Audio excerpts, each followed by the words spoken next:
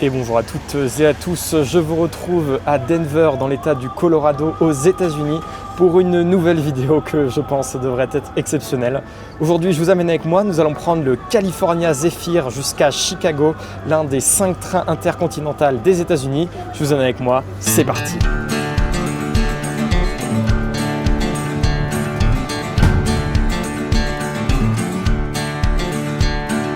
Alors avant qu'on rentre dans la gare de Union Station à Denver, laissez-moi vous dire 2 mots sur le train que nous allons prendre aujourd'hui.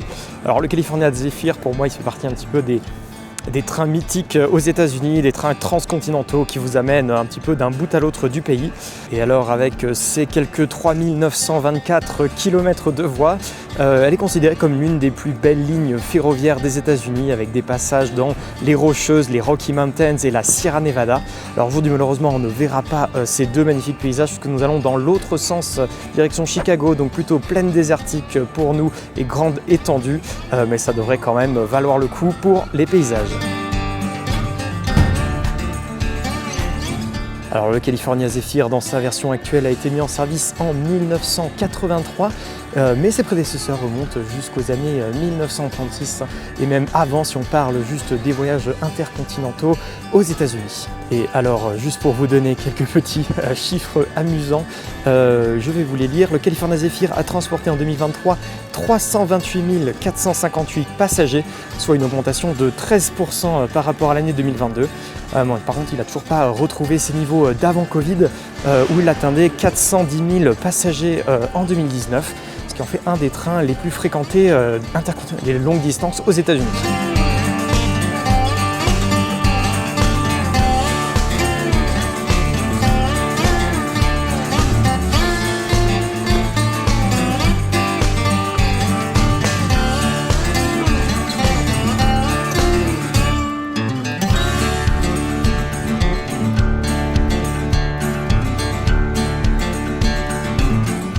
Alors tout au long de cette vidéo, je vais essayer un petit peu de vous raconter quelques petites anecdotes sur le transport passager aux États-Unis, comment ça se passe, quels sont les détails, un peu son histoire. Et on va commencer par parler par la gare de Denver.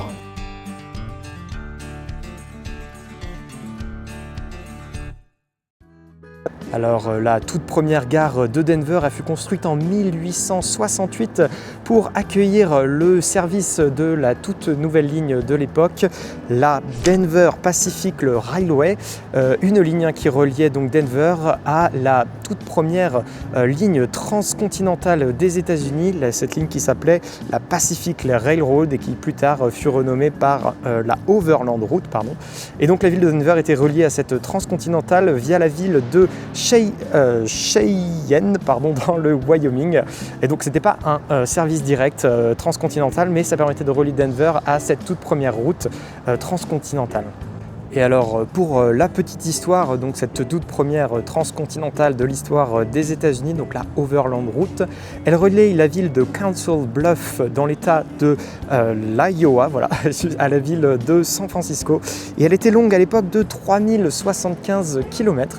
Alors aujourd'hui, le service tel qu'il était à l'époque n'existe plus pour le transport de passagers, mais l'infrastructure est toujours là, elle accueille principalement le transport de fret.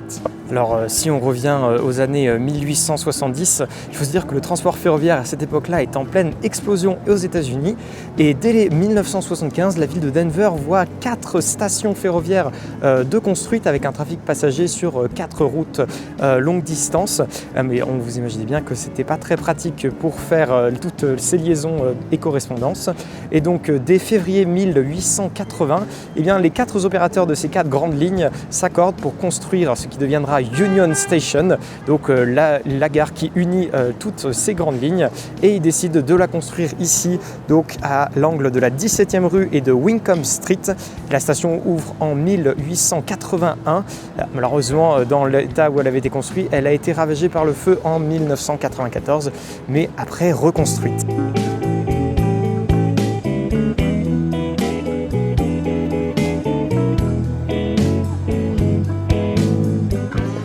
Donc après avoir été partiellement détruite, la portion centrale de la gare est reconstruite dans un style, on va dire, néo-roman, avec notamment cette grande tour et ses 4 horloges sur ses 4 faces.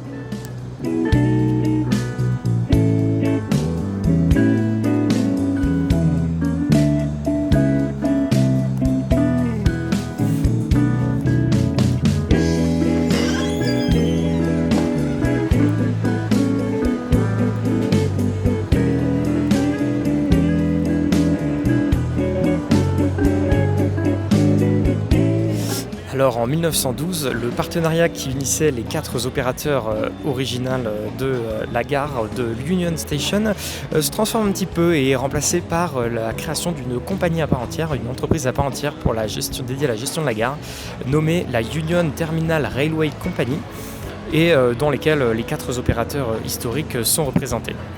Ce nouvel accord, il inclut notamment la démolition et la reconstruction de la partie centrale de l'édifice pour accommoder un trafic voyageurs de plus en plus grandissant. Et donc en 1914, l'actuel bâtiment dans ce style magnifique des Beaux-Arts voit le jour.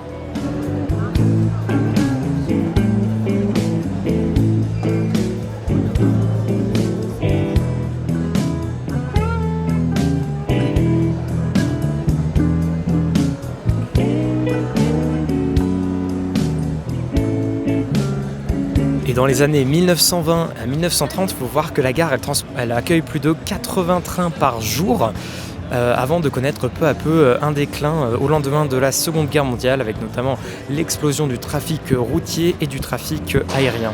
Et en 1958, on a un petit peu un cap symbolique qui est passé. L'aéroport international de Denver voit alors plus de passagers quotidiens que la gare Union Station.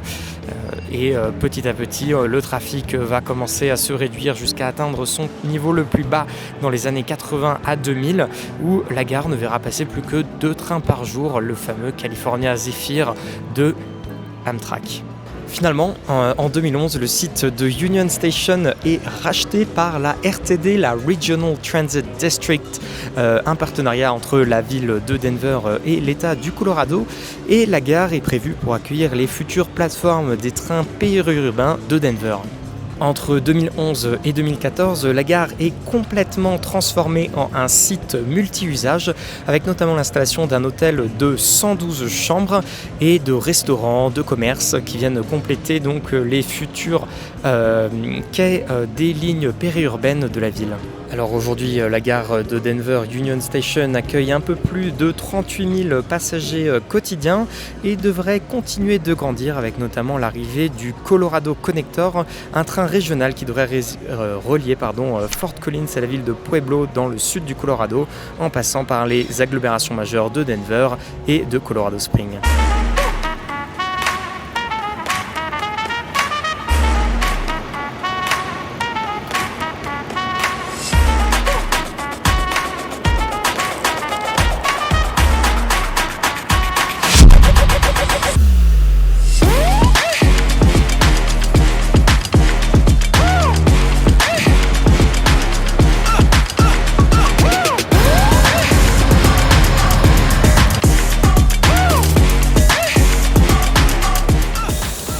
Et puis comme vous avez pu le voir, le California Zephyr en direction de Chicago est arrivé avec un petit peu d'avance, je dois dire. Donc j'ai même malheureusement pas pu filmer son arrivée, mais que cela ne tienne, nous allons pouvoir bientôt embarquer. J'ai hâte, c'est parti.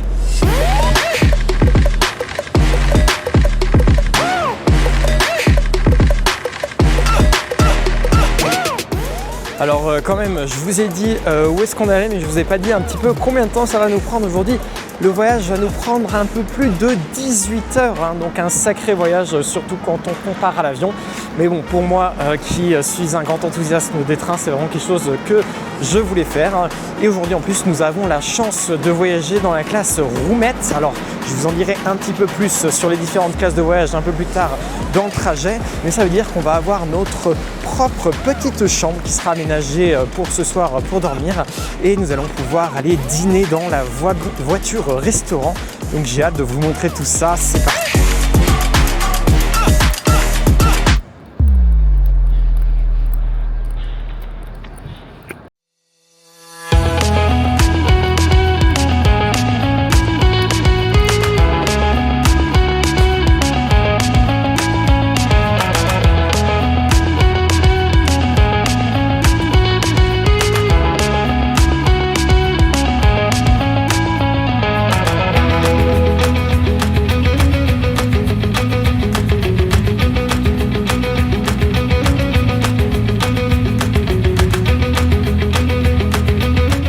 Bon et bien voilà, nous avons embarqué à bord du train du California Zephyr. Nous devrions pas tarder à partir. Départ prévu à l'heure jusqu'à présent.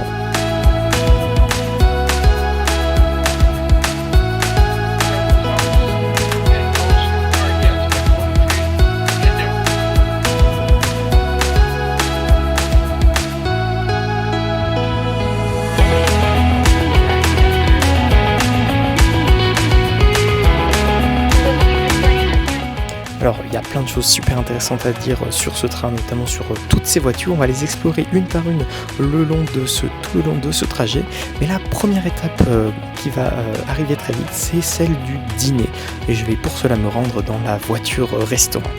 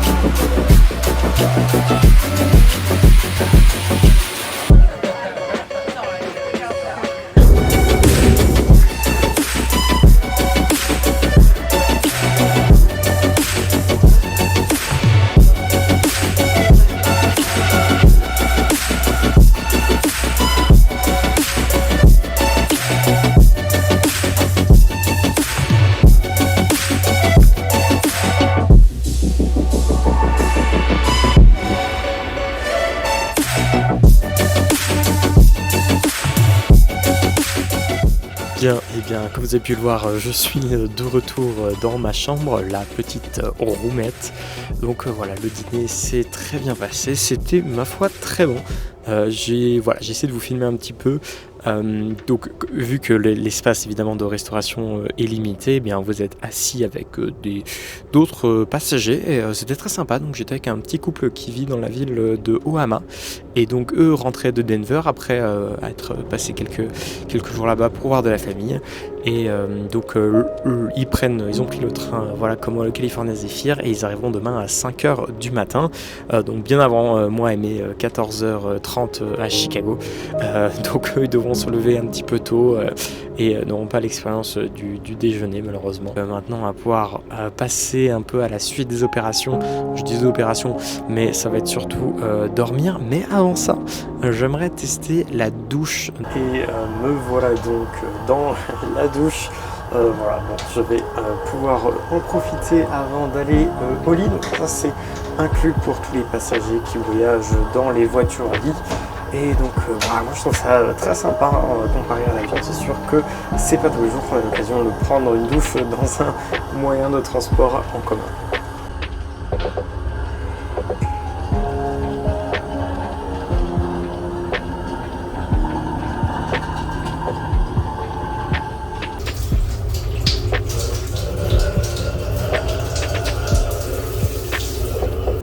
Et voilà, la douche est terminée.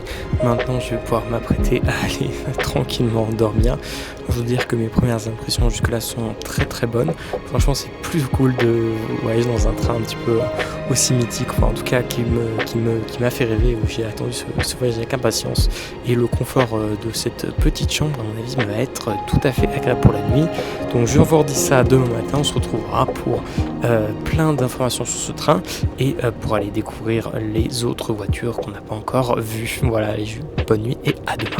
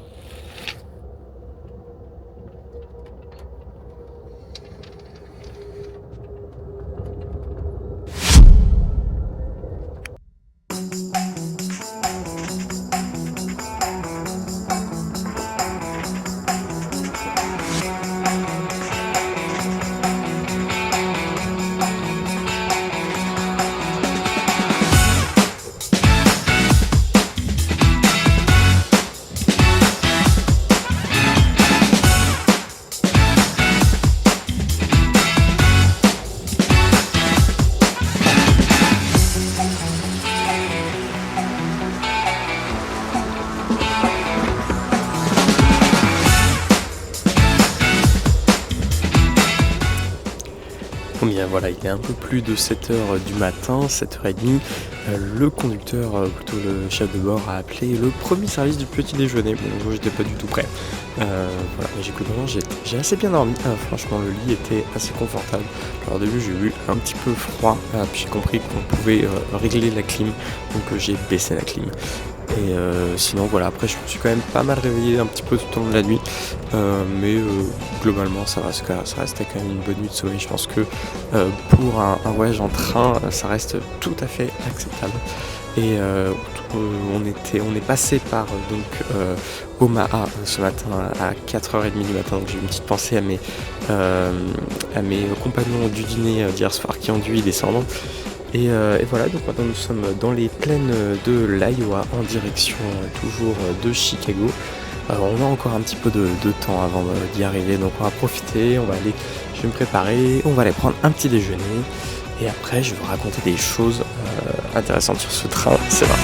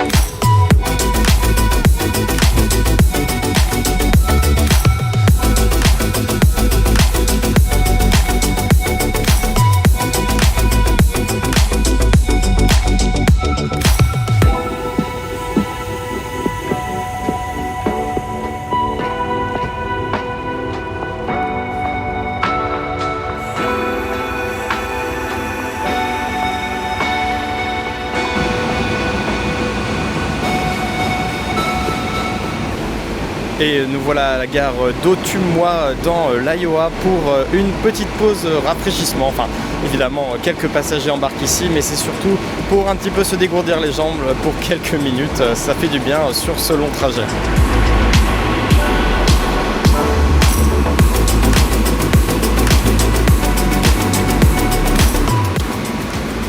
Comme vous avez pu le voir, on a pu prendre le petit déjeuner un peu typique américain. J'ai pris des French toast, donc le fameux pain perdu, soi-disant français ici. Bon, c'était très bon. Et ensuite, voilà, j'ai pu profiter un petit peu de la voiture d'observation. C'est vraiment hyper lumineux, hyper beau. Vraiment, j'ai adoré. Je vous ai fait, j'espère, quelques plans. Alors évidemment, je ne discute pas trop pour pas trop déranger les autres passagers avec la caméra. Mais voilà, c'est en tout cas très sympathique comme voyage.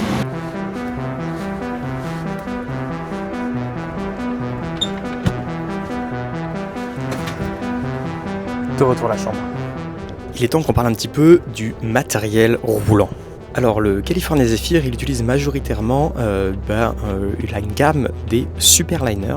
Les Superliner, ce sont des voitures à double étage commandées spécialement pour Amtrak pour ces routes longue distance dans l'ouest des États-Unis. Alors, il y a eu deux générations de Superliner construites. La première, la Superliner 1, manufacturée de 1975 à 1981 par la Pullman Standard, et ensuite la Superliner 2, manufacturée par Bombardier entre 1991 et 1996. Et depuis 1996, il n'y a pas eu de nouveau matériel roulant livré pour les voyages longue distance aux États-Unis. Alors, dans sa configuration standard, le California Zephyr débute avec deux locomotives General Electric Genesis ou Siemens ALC 42. Ensuite est attachée une voiture bagage pour les bagages enregistrés. J'ai d'ailleurs enregistré un de mes bagages. Vous avez, quand vous voyagez avec Amtrak, vous avez 2 bagages en soute inclus, ce qui comparé à l'avion est vraiment super. Donc moi j'en ai enregistré un et c'est pas disponible à toutes les stations parce qu'il faut que le train s'arrête suffisamment longtemps pour pouvoir charger des bagages. Mais si vous partez d'un hub ferroviaire comme Denver où vous allez, il faut aussi aller à une destination qui a ce service de bagages. Donc pour Chicago-Denver, tout va bien. Ensuite, dans le train actuel dans lequel je suis, vous avez une voiture lit qui est réservée pour l'équipage, donc directement reliée à la voiture bagage Viewliner 2. Et ensuite, vous avez les voitures dites de coach de seconde classe. Donc la classe coach aux États-Unis, c'est la seconde classe. Et ces voitures, elles incluent notamment des espaces bagages au-dessus des sièges, un peu comme dans les avions, et à l'entrée des voitures, comme sur les trains classiques. Vient ensuite la voiture salon dit Superliner Sightner et qui, on vous l'avez vu tout à l'heure, est magnifique. Elle comporte aussi un espace café au niveau inférieur. Vous pouvez commander notamment pour ceux qui voyagent en voiture coach. Alors en voyage en seconde classe, il n'y a pas de repas inclus, donc il faut, si vous n'avez pas prévu, les acheter notamment dans cette voiture café. Ensuite viennent la voiture de restauration qu'on a vue ce matin et hier soir, puis les 2 dernières voitures lit, cette fois-ci pour les passagers, avec notamment les roomettes et les bedrooms.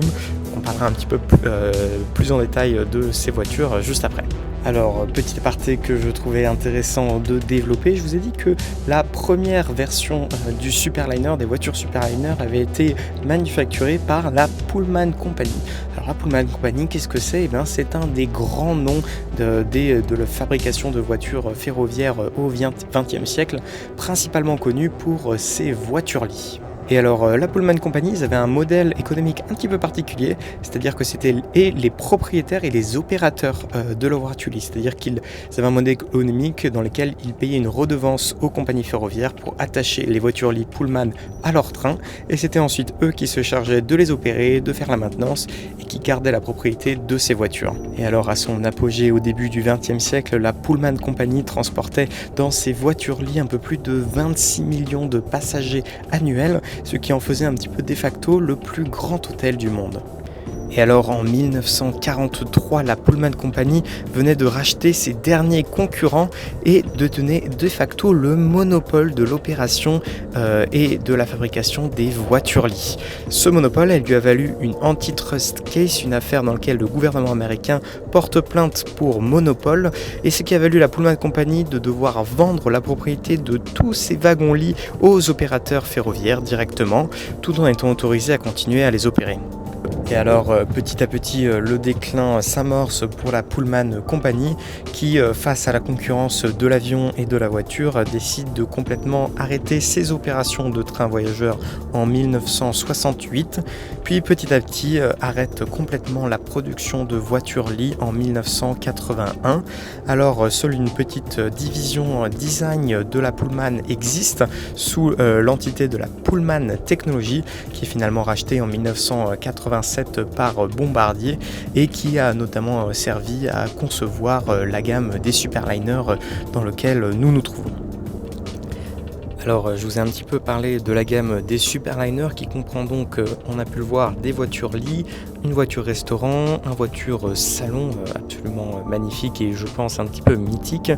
Et il faut savoir que ces Superliners, ils sont entrés en service en février 1979 et leur première assignation permanente fut sur la ligne Chicago-Seattle surnommée l'Empire Builder et cette mise en service un peu permanente c'était en octobre 1979.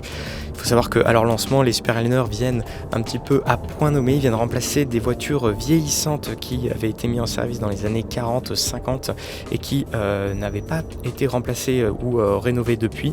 Et il faut savoir qu'aux États-Unis à l'époque, il n'y avait pas eu de voiture-lit de construit depuis 1965 et donc Amtrak avait en reprenant en fait la vieille flotte des véhicules quand Amtrak a été créé, a décidé de remplacer ce matériel roulant vieillissant par cette nouvelle gamme flambant neuf des Superliners. Et alors aujourd'hui les Superliner ils sont en service sur de nombreuses lignes, alors je vous les liste.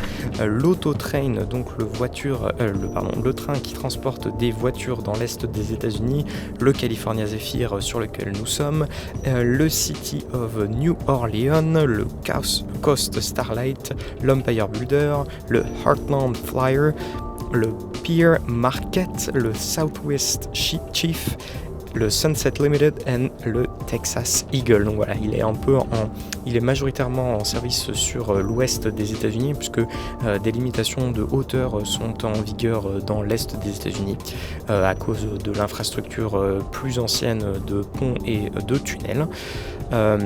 Et alors pour les quelques détails un petit peu plus techniques, une voiture de Superliner fait exactement 26 mètres de long pour 3 mètres de large et un peu plus de 5 mètres de hauteur, et elle pèse entre 71 000 et 78 000 kg. Donc on est vraiment sur des beaux bébés, et les Superliner ils ont été conçus pour atteindre une vitesse maximale de 161 km/h.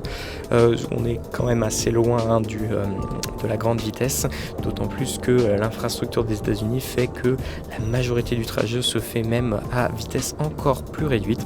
Mais bon, c'est pas très grave puisque ces voitures, elles sont confortables, elles sont là pour prendre le temps et profiter du voyage. Et alors peut-être que ces voitures de Superliner elles vous paraissent vieillots d'un autre temps.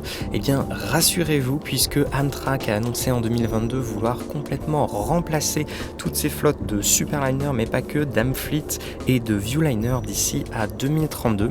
Et après un long travail de spécification et de discussion avec les industriels et les équipes opérationnelles, Amtrak a annoncé le 26 février dernier, donc 26 février 2026, son appel d'offres officiel pour remplacer cette gamme par des trains à un seul étage qui viendraient remplacer toute la flotte longue distance aux États-Unis.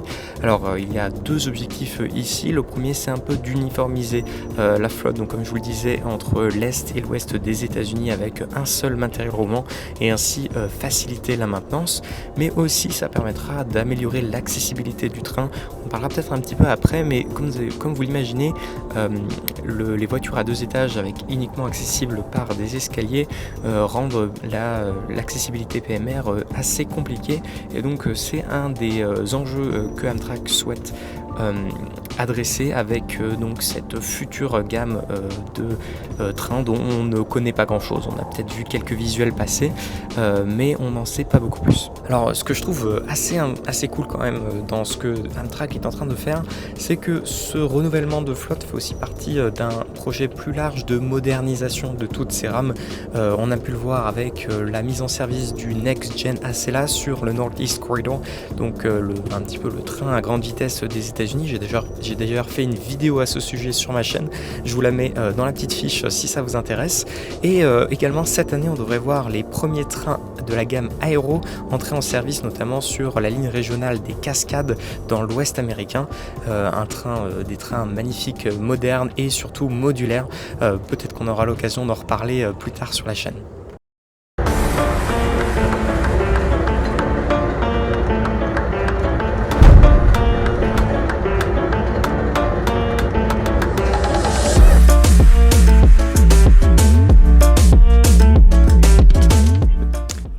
Juste de quitter l'arrêt Mont-Plaisant. Le prochain arrêt sera Burlington, juste avant de passer sur le fleuve Mississippi, un petit peu le dernier obstacle avant l'arrivée à Chicago. L'équipage vient de nous avertir que le déjeuner devrait commencer à 10h15, donc dans un peu plus de 15 minutes. Je ne m'attendais pas trop à ça, mais vu qu'on nous arriverons vers 2h à Chicago, il faut un petit peu commencer le service, donc on va aller voir ça sous peu.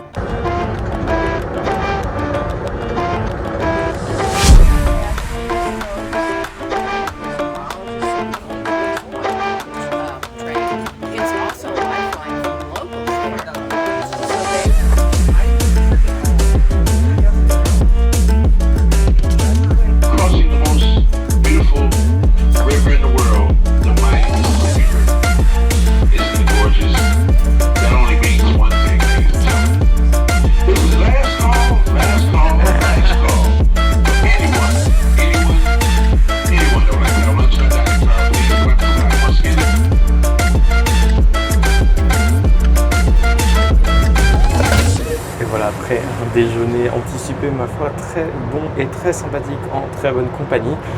Nous arrivons à la station de Galesburg dans l'état de l'Illinois, le dernier état avant Chicago, avant notre arrivée à destination.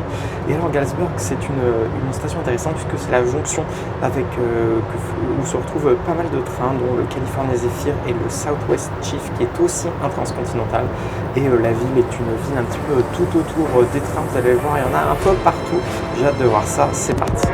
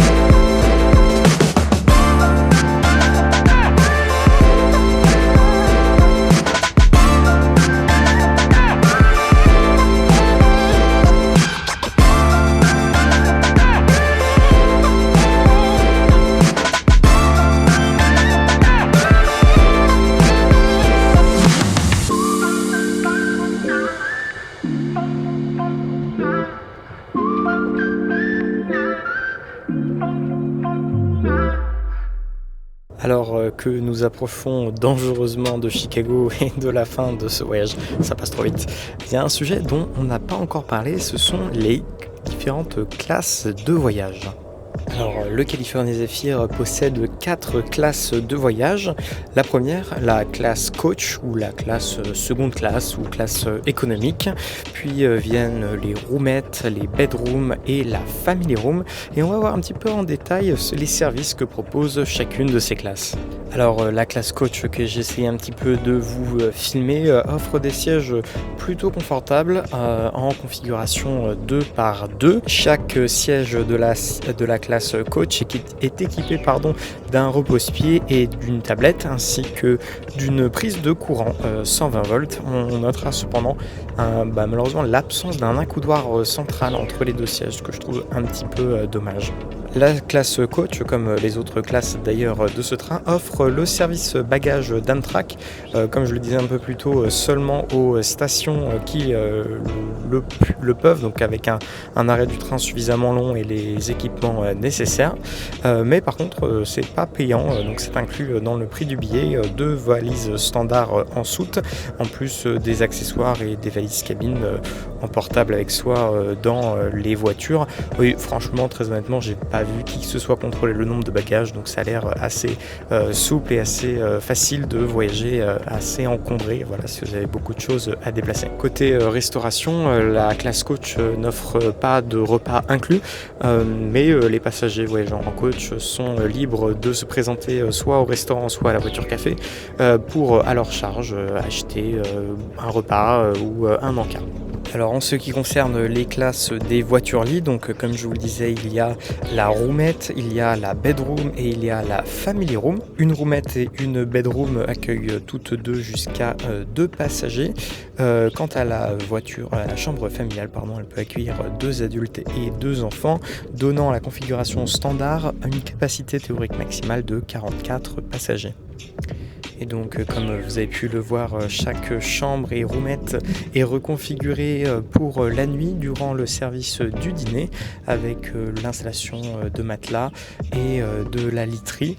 Et les chambres et les roumettes ont leur deuxième lit en lit superposé. Donc pour moi, voilà, hop, ça sera juste à ce niveau-là. Toutes les chambres donnent accès à la voiture restaurant avec les repas qui sont inclus ainsi que les boissons. Et elles donnent accès également à la voiture café et à la voiture de observation comme pour la classe coach. Alors finalement, quelle est un petit peu la vraie différence entre une chambre, une bedroom et une roomette? Eh bien, c'est surtout la taille. Et les bedrooms comportent quant à elles leur propre petite salle de bain avec évier, WC et même douche. Pour les roumettes, comme vous avez pu le voir hier soir, nous partageons une douche et 3 WC avec l'ensemble des roumettes du wagon. Alors quelque chose que je trouve tout de même intéressant de relever, c'est que l'ensemble du California Zephyr est accessible au PMR, en tout cas toutes les classes de voyage. Cependant, elles sont limitées au niveau inférieur. Donc il y a des places réservées PMR en voiture seconde classe et en voiture lit avec une chambre spécialement accessible. Pour ce qui est de repas, par contre, qui ne peuvent pas être pris au premier étage, qui sont uniquement accessibles par des escaliers, eh bien un service à la chambre est effectué par le personnel d'Amtrak. Donc je trouve ça quand même assez intéressant de le noter. Si jamais vous avez besoin de chambres accessibles, il faut réserver quand même assez à l'avance sur le site d'Amtrak puisque la disponibilité est assez limitée. Parlons un petit peu maintenant du prix. Comme toutes les compagnies aériennes, Amtrak utilise un système de pricing dynamique, ce qui fait que les prix varient en fonction de la période de l'année, bien évidemment de la distance parcourue, mais aussi de l'offre et de la demande. C'est pourquoi s'y prendre à l'avance est quand même assez recommandé pour obtenir les meilleurs prix. Donc en moyenne, je vous cite ce que j'ai trouvé un petit peu sur internet. Pour un aller simple Chicago-San Francisco, donc l'ensemble de la route, il faut compter entre 150 et 450 $ pour un siège en seconde classe, en coach, entre 800 et 1600 $ pour une roomette, ce qui est assez cher, et entre 1500 et 3800 $ pour une bedroom. Donc là on est vraiment sur le service première classe d'Amtrak, ce n'est pas donné. Alors combien est-ce que moi j'ai payé pour mon ticket? En m'y prenant assez à l'avance et en regardant un petit peu les prix évoluer, j'ai pu avoir une roomette pour 424 $ pour le trajet Denver-Chicago. Donc c'est un prix qui est certes assez élevé. Je m'en serais sorti moins cher avec l'avion, mais je me suis dit que pour l'expérience du voyage, ça valait quand même le coup et que ça restait un prix assez raisonnable. Alors si on compare les prix à ceux de l'avion sur l'ensemble de la route San Francisco-Chicago, et bien pour un voyage en classe économique, en classe coach, le train restera la plupart du temps généralement moins cher, mais par contre dès que l'on considère les prix des voitures lit, là l'avion sera sans doute l'alternative la moins chère dans 90% des cas. J'ai quand même rencontré du monde à bord qui m'ont expliqué qu'une de leurs stratégies était de prendre un billet en coach et de faire une upgrade vers les roumettes. Et c'est alors beaucoup moins cher que de prendre un billet en roumette directement. Alors sujet à disponibilité évidemment, mais cette stratégie a l'air d'être quand même assez payante. Donc bon, c'est pas celle que j'ai utilisée, mais je vous la donne comme ça. Et évidemment, l'avion est beaucoup plus court avec ses quelques 52 heures de trajet comparé à l'avion, et c'est seulement 4-5 heures je vérifiais, sur la distance San Francisco-Chicago. C'est vraiment, on va dire, pour deux besoins complètement différents, et puis surtout pour ceux qui veulent prendre le temps de profiter du paysage et profiter d'un trajet assez exceptionnel.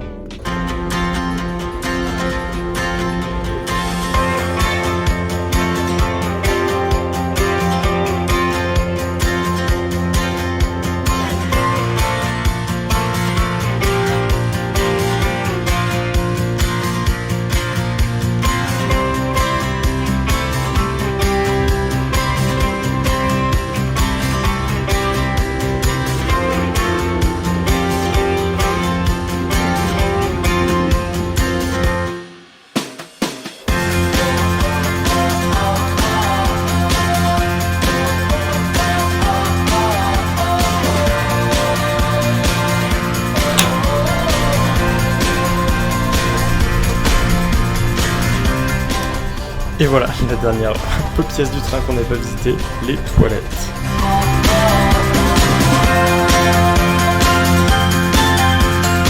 Ça y est, nous venons de passer Naperville, le dernier arrêt de ce voyage avant notre terminus Chicago. Et voilà, ça aura été vraiment un super voyage. C'est finalement passé assez vite, franchement. Je me suis bien amusé. Regarder le paysage, manger pas mal aussi quand même avec les 3 services qui sont bien enchaînés. Dormir et franchement, c'était une super expérience. Je vous ferai un petit débrief à la gare une fois qu'on est arrivé. Et voilà, je vous dis à tout de suite et je vous laisse quelques plans de l'arrivée sur Chicago.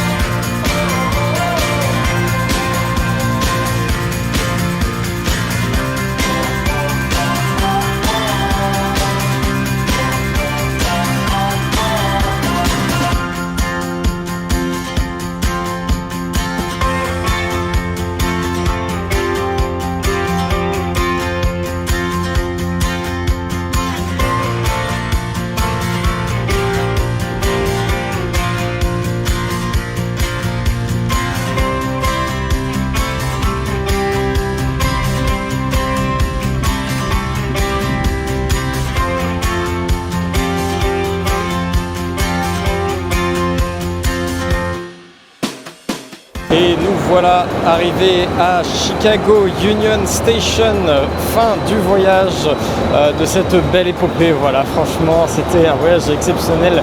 J'ai adoré, j'espère que ce petit bout de voyage avec moi vous aura plu, vous en aurez appris un peu plus sur le voyage longue distance en train aux États-Unis. Si la vidéo vous a plu, n'hésitez pas à mettre un j'aime, à laisser un commentaire et à vous abonner si ça vous fait plaisir. Moi je vous dis à la prochaine pour de nouvelles vidéos, c'était Hugo, ciao!